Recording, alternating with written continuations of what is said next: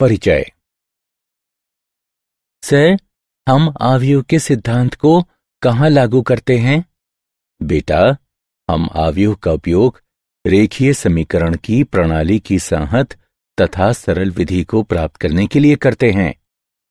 विभिन्न कंप्यूटर अनुप्रयोगों के लिए क्या हम आव्यूह का उपयोग कर सकते हैं? आव्यूह के संकेतन और संक्रियाओं का उपयोग पर्सनल कंप्यूटर के लिए इलेक्ट्रॉनिक स्प्रेडशीट प्रोग्राम में किया जाता है, जिसका बारी बारी से व्यापार तथा विज्ञान के विभिन्न क्षेत्रों में प्रयोग किया जाता है, जैसे बजट, बिक्री प्रक्षेपण, लागत अनुमान, प्रयोग के परिणामों के विश्लेषण आदि में। सर, क्या आव्यूहों का गुणा किया जा सकता है? हाँ, हम आव्यूह का गुणा कर सकते हैं। इसकी विधि अलग है। क्या तुम सीखना चाहते हो? हाँ सर। ठीक है, आज मैं तुम्हें आव्यूहों के गुणन के बारे में सिखाऊंगा।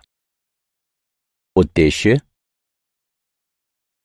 इस पाठ के अंत में आप निम्न करने में सक्षम हो जाएंगे। एक अदिश से एक आव्यूह में गुणा करना, एक आव्यूह के योगफल के गुणधर्म को समझना, एक अदिश गुणन के गुणधर्म को जानना, आव्यूहों के गुणन की विधि को जानना, एक आव्यूह के गुणन के गुणधर्मों को समझना।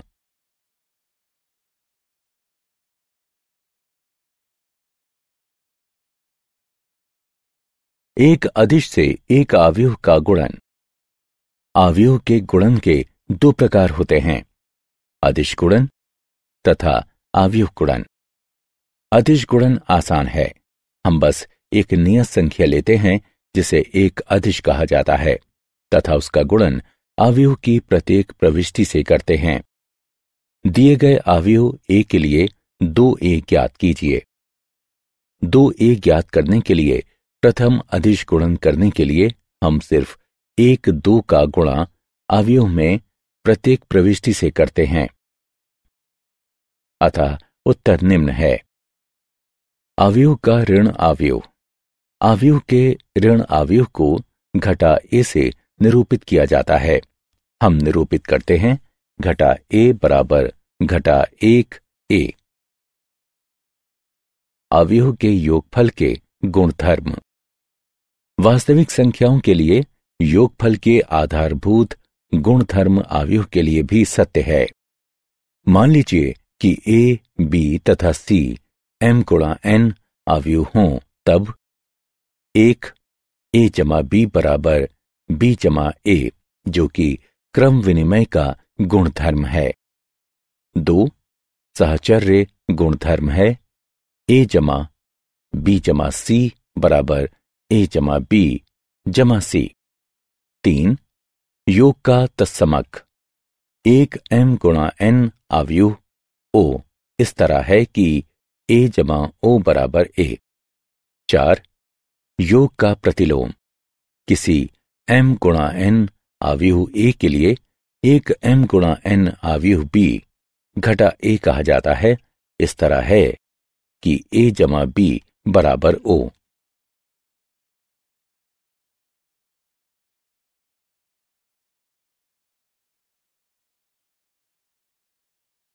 अदिश गुणन का गुणधर्म। साधारण बीजगणित के सभी नियम आव्यूहों के योगफल या व्यवकलन अथवा उनके अदिशों के गुणन पर आधारित हैं। प्रथम गुणधर्म है, यदि a तथा b समान कोटि की 2 आव्यूह हों तथा यदि k एक अदिश हो, तब k a जमा b बराबर k a जमा k b। एक अन्य गुणधर्म है, यदि k 1 तथा k 2 तो अदिश हैं, एवं यदि a एक आव्यूह है, तब k 1 जमा k 2 a बराबर k 1 a जमा k 2 a तथा k 1 k 2 a बराबर k 2 k 1 a।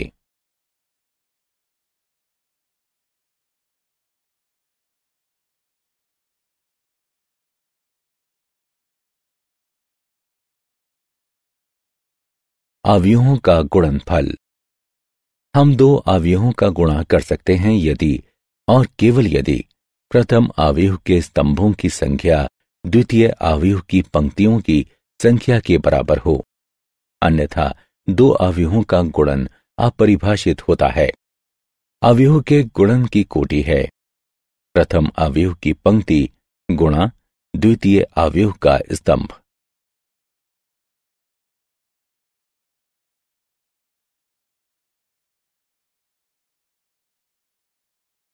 आव्यूह के गुणन की विधि। चलिए अब दो आव्यूहों के गुणन की विधि सीखते हैं। आइए एक सामान्य 2 गुणा 3 आव्यूह से एक 3 गुणा 2 आव्यूह का गुणन करते हैं। उत्तर 1 2 गुणा 2 आव्यूह होगा। हम क्रमशः अवयवों को जोड़ते और गुणा करते हैं। हम प्रथम आव्यूह की पहली पंक्ति लेते हैं, द्वितीय आव्यूह के प्रथम स्तंभ में एक एक अवयव में बारी बारी से नीचे की ओर गुणा करते हैं। हम परिणामी गुणन को जोड़ते हैं। हमारा उत्तर आव्यूह में स्थिति A11 बाएं शीर्ष में रखा जाता है। हम प्रथम आव्यूह की पहली पंक्ति तथा द्वितीय आव्यूह के दूसरे स्तंभ के लिए यही प्रक्रिया करते हैं। परिणाम को A12 स्थिति में रखा जाता है। अब प्रथम आव्यूह की दूसरी पंक्ति के लिए तथा द्वितीय आव्यूह की पहली पंक्ति के लिए करते हैं। परिणाम को A21 स्थिति में रखा जाता है। अंत में हम प्रथम आव्यूह की दूसरी पंक्ति तथा द्वितीय आव्यूह के दूसरे स्तंभ के लिए करते हैं। परिणाम को A22 स्थिति में रखा जाता है। अतः हमारी दो आव्यूहों के गुणन का परिणाम इस प्रकार है। उदाहरण, दो आव्यूह दिए गए हैं। निर्णय लीजिए कि किस आव्यूह के गुणन AB अथवा BA को परिभाषित किया गया है तथा उसका आकलन कीजिए।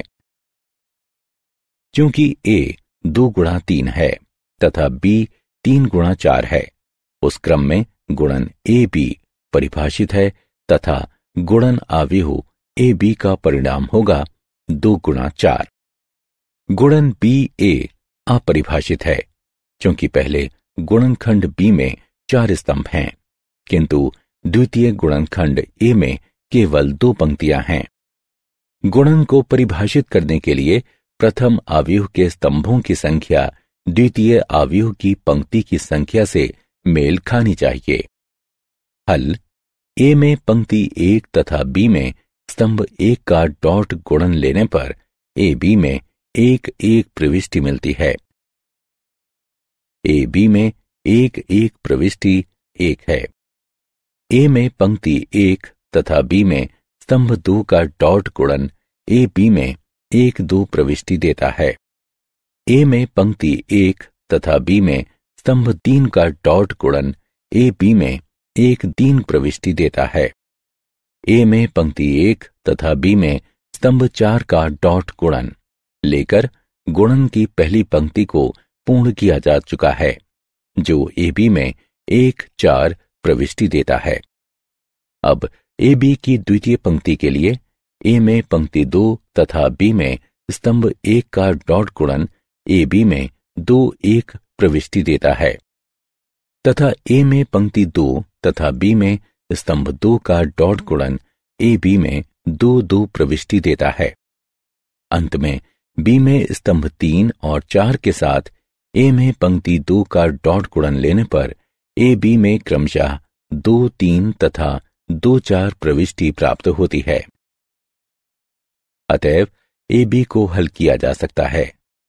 पंक्ति अनुसार पहली पंक्ति 1-3 घटा 2 घटा 2, दूसरी पंक्ति घटा 10 11 घटा 10 19।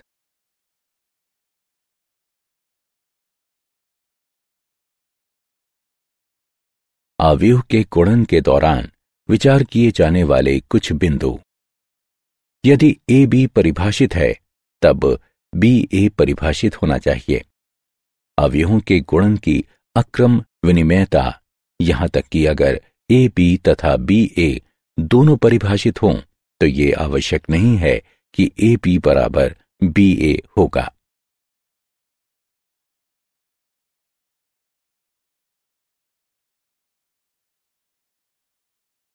अवयवों के गुणन के गुणधर्म। अवयव का गुणन सहचर्य होता है। उदाहरणार्थ 3 अवयव ए, बी तथा सी दिए गए हैं, अतः निम्नलिखित पहचान सर्वथा सत्य है। ए बी गुणा सी बराबर ए गुणा बी सी। योग में अवयव का गुणन वितरण होता है। ए गुणा बी जमा सी बराबर ए गुणा बी जमा ए गुणा सी। गुणक पहचान का अस्तित्व। प्रत्येक वर्ग अवयव ए के लिए समान कोटि की एक तत्समक अवयव अस्तित्व में इस तरह है कि आई ए बराबर ए आई बराबर ए।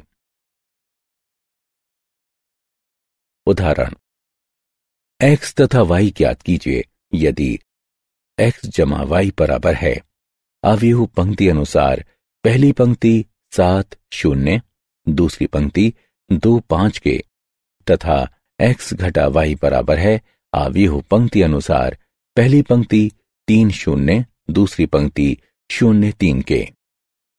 हल x जमा y तथा x घटा y दिया गया है। इसे 1 तथा 2 के रूप में चिन्हित कीजिए। अब समीकरण 1 तथा 2 को जोड़ते हैं। हमें प्राप्त होता है 2x बराबर अवयव पंक्ति अनुसार पहली पंक्ति 10 0, दूसरी पंक्ति 2 8। इसलिए x बराबर है अवयव पंक्ति अनुसार पहली पंक्ति 5 0, दूसरी पंक्ति 1 4। अब x जमा y में x का मान रखने पर तथा हल करने पर हमें प्राप्त होता है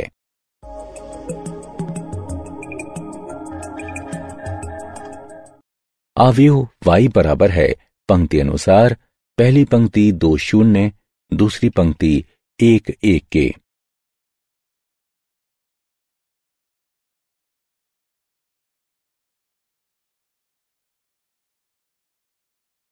क्या आप जानते हैं, अवयव का उपयोग सामान्यतः लंबे समीकरण को हल करने के लिए बीजगणित में किया जाता है।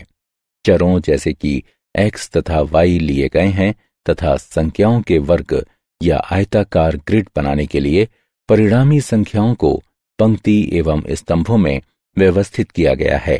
प्रश्नों को और अधिक सहजता से हल करने के लिए इन संख्याओं की गणना की जाती है।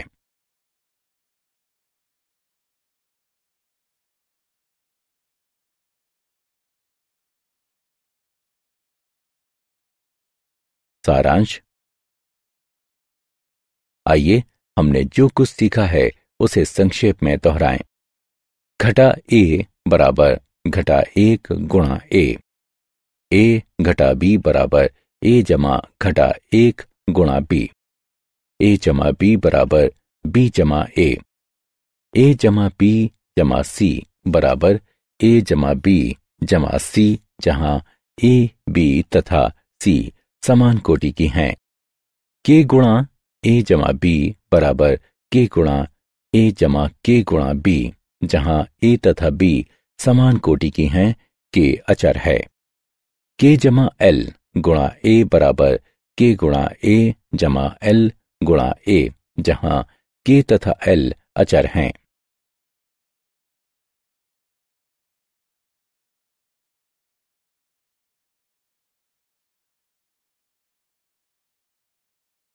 हम 2 अवयवों का गुणा कर सकते हैं यदि और केवल यदि पहले अवयव के स्तंभों की संख्या दूसरे अवयव की पंक्तियों की संख्या के बराबर हो। a गुणा बी सी बराबर ए बी गुणा सी। a गुणा b जमा c बराबर a गुणा b जमा a गुणा c। a जमा b गुणा c बराबर a गुणा c जमा b गुणा c।